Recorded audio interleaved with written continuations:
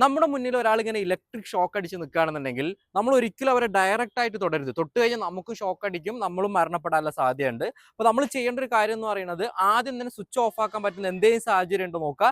ഇനി അതില്ല എന്നുണ്ടെങ്കിൽ കറണ്ട് കണ്ടക്ട് ചെയ്യാത്തൊരു വസ്തു നമ്മൾ പെട്ടെന്ന് തന്നെ കണ്ടക്ട് ചെയ്തിട്ട്, അത് മരമോ അതല്ലെങ്കിൽ പ്ലാസ്റ്റിക്കോ എന്തോ ആവും, ഒരിക്കലും നമ്മൾ അടിക്കുമ്പോൾ ഈ രീതിയിൽ മുകളിൽ നിന്ന് താഴത്തേക്ക് അടിക്കരുത്.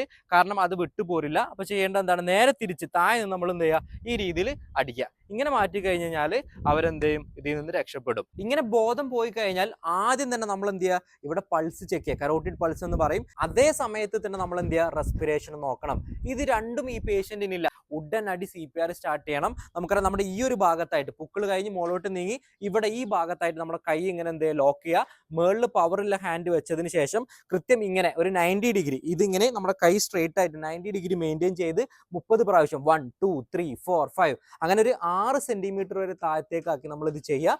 30 കഴിഞ്ഞ് കഴിഞ്ഞാൽ 2 ബ്രീത്തിങ് ചെയ്യണം. അത് നിങ്ങൾക്ക് അറിയുകയാണെങ്കിൽ മാത്രം ചെയ്താൽ മതി, ഇല്ലെങ്കിൽ CPR കണ്ടിന്യൂ ചെയ്തിരിക്കുക. അതുപോലെ തന്നെ നമ്മൾ നിർബന്ധമായിട്ട് ശ്രദ്ധിക്കേണ്ട ഒരു കാര്യം എന്ന് പറയുന്നത്, 2 കാലും പൊക്കി നമ്മൾ ഒരു ഉയർന്ന വസ്തുവിൽ വെക്കണം. അതെന്തിനാണ്, രക്തോട്ടം കൂടുതലായിട്ട് ഹൃദയത്തിലേക്ക് വരാൻ വേണ്ടിയിട്ടാണ്. ഈ കറണ്ട് പിടിച്ച ഭാഗത്ത് മുറിവൊക്കെ പറ്റിയിട്ടുണ്ടെന്നുണ്ടെങ്കിൽ ഒരിക്കലും നമ്മൾ ഓയിൻമെന്റോ മറ്റ് ക്രീമുകളോ അപ്ലൈ ചെയ്യരുത്. ഇതിന് പകരം കൃത്യമായിട്ട് തണുത്ത വെള്ളം നമ്മൾ അപ്ലൈ ചെയ്യുക. വെള്ള കോട്ടൺ ഉപയോഗിച്ച് അവിടെ അമർത്തി കൊടുക്കുക.